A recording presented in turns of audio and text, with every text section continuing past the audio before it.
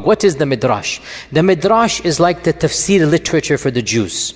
The Midrash is the commentary on the Torah, and it consists of legends and fables that go back many centuries before Islam. You have the Babylonian Midrash, you have other Midrashic texts. So the Midrash is pre-Islamic Jewish exegesis. It is tafsir literature that is ancient. It's not the Torah. It is the commentary of the Torah that the ancient sages, the rabbis, the ulama of the past, they commented on. And in the Midrash you find some very interesting literature, which is not the time to go into, but there are parallels with the Quran and Sunnah, which you can, anyway, let's not go down there. So where are we? So, Midrash. The Midrash mentions Gog and Magog.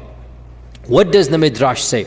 The Midrash says that there will be a forerunner to the Masih. We talked about the concept of Messiah in Judaism, remember? You guys remember, right? And Moses Maimonides put belief in the Masih as a part of his 13 points of Aqeedah.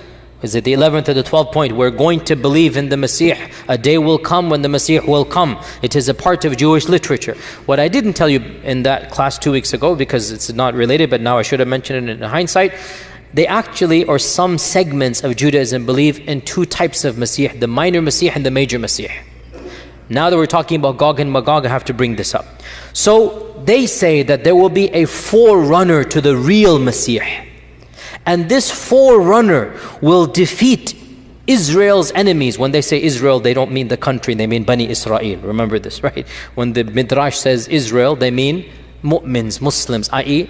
Jews from their perspective. You understand? They don't mean the country. So they say that this Jewish messianic precursor, the minor Messiah, will defeat Israel's enemies, Gog and Magog, and then the real Masih will come, and then judgment will take place, and then the righteous will be rewarded, meaning with Jannah, if that's their reward. Now, this is interesting because this is Midrashic literature, and it mentions two figures.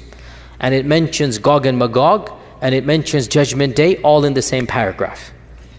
Allahu A'lam, we have the Mahdi, we have the Masih, we have Gog and Magog, we have Yawm al-Qiyamah, all in the same paragraph as well. We find those things. Now, I did mention briefly there are two ways to interpret these things. If you're a secular, agnostic, atheist, if you're a person who believes in history and not God, then you will say, look, Muslims, Jews, they are taking from one another, right? And that's the standard interpretation of modern day academics. The Great Flood is a myth that transcends all civilizations according to modern historians. As I had mentioned, I think earlier, the Great Flood is a myth. I'm saying as a secular historian, it is a myth that transcends all civilizations. Every civilization believes in a Great Flood. You can analyze this and say, okay, this means it's a common folklore literature. The Old Testament has it, the Quran has it, native Indians has it, the Aborigines have it. So there is a myth of a Great Flood. Or you can flip it around 180 degrees and you can say the reason why all of these civilizations have the myth of the Great Flood is because it's not a myth, it's a fact. You can flip it around, and that's what we would do. So the fact that the Midrash mentions the pre-Messiah, Gog and Magog, the Messiah, Qiyamah, and Islam mentions it, could be the source is the same.